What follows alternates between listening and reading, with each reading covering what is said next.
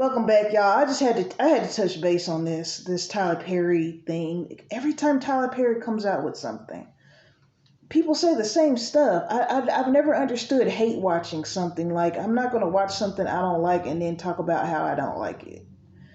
We are in a space, we are in a time where you can literally watch anything you want. And I really think that people are low key fans of Tyler Perry. So, on one hand, I hear people say he needs a writer's room. This man, if I'm not mistaken, is a billionaire. He's doing what works for him. As far as he shoots movies really fast, right? He has two projects coming out, and this is what made me do this video, right? Because he's in the spotlight again. Two projects that he has coming out. One is called Straw, right? And it stars Taraji P. Henson. She's playing a single mom going through some stuff. So people are harping on that. They're like, he's always doing the single mom trope. And it's like, every woman, every black woman that's ever been in a Tyler Perry film or show, play, they've been a multitude of things. I feel like people are focusing on stuff that they want to because perception is reality. We know that, right? Like, what about the countless characters that he has that have these big prestigious jobs? Then they'll turn around and flip it and say, well, he portrays black men in a bad light. Listen, black men have been the villain in Tyler Perry movies. They have been the hero. Black women have been the hero in Tyler Perry movies. They have been the villain. I feel like he does a good job of spreading, I don't want to say tropes, but characters around. And I've seen different biracial. He's had Hispanic, white. He's had so many different people in his movies, shows, plays that are in different stages of life, whether it's a struggling single mom or she's a single executive with no kids, whether he just got out of jail, he's trying to get his life back together, or he's a lawyer, he has a family, in Baldwin Hills. I feel like people are just focusing on what they want to focus on just so they can talk about Tyler Perry. So, things about Tyler Perry that I feel like people should talk about more is the fact that he is really good at employing black talent, especially new talent, and also talent that is considered like legendary icons, Cicely Tyson.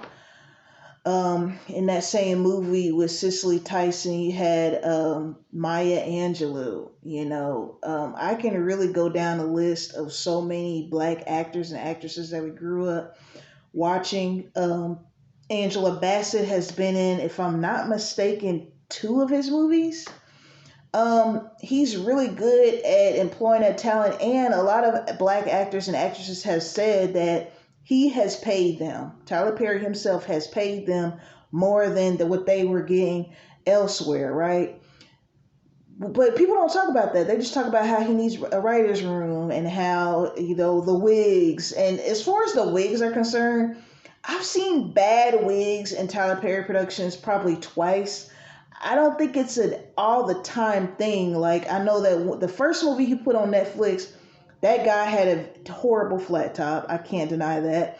And then, what's his name in Diary of a Mad Black Woman, a movie, that braid lace front, that was terrible. But to say that the majority of his stuff is bad with the hair and wigs, I just think people take a few instances and say, hey, this is it, right? It's all terrible. And I feel like he redeemed himself. At least I feel like he should have redeemed himself. I feel like he did, but maybe not to most people.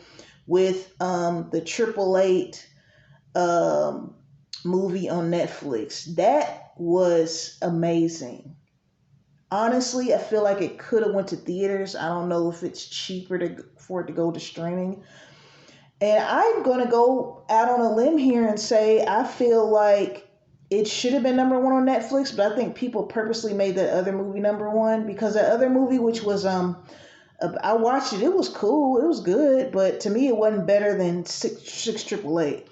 And Tyler Perry is doing what works for him, And there's so many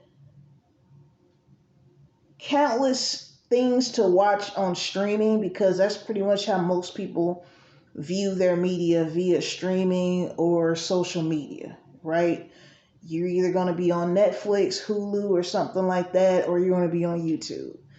So I don't know, and everybody's entitled to their opinion, but I just don't understand that. Like every time somebody puts something out, they'll watch it, jump on Twitter or somewhere and say, "I'm just tired of these Tyler Perry movies, and it's the same old." Why are you watching? That is crazy to me.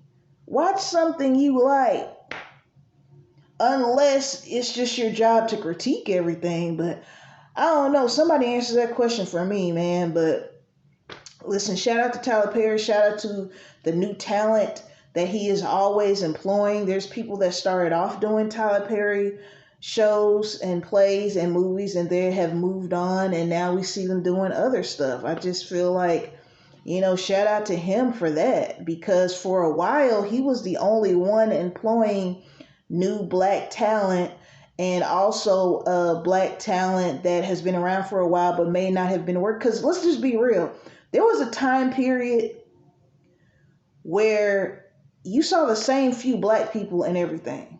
It was like the same 20 black people in everything. And he was the only one. We're starting to see a little bit more change now, right?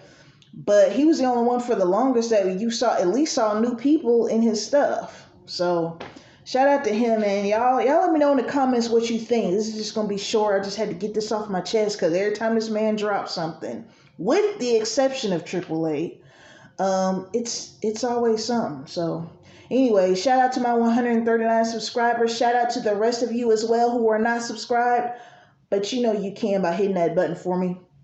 Very much appreciated. Peace and blessings to everyone watching, and until next time.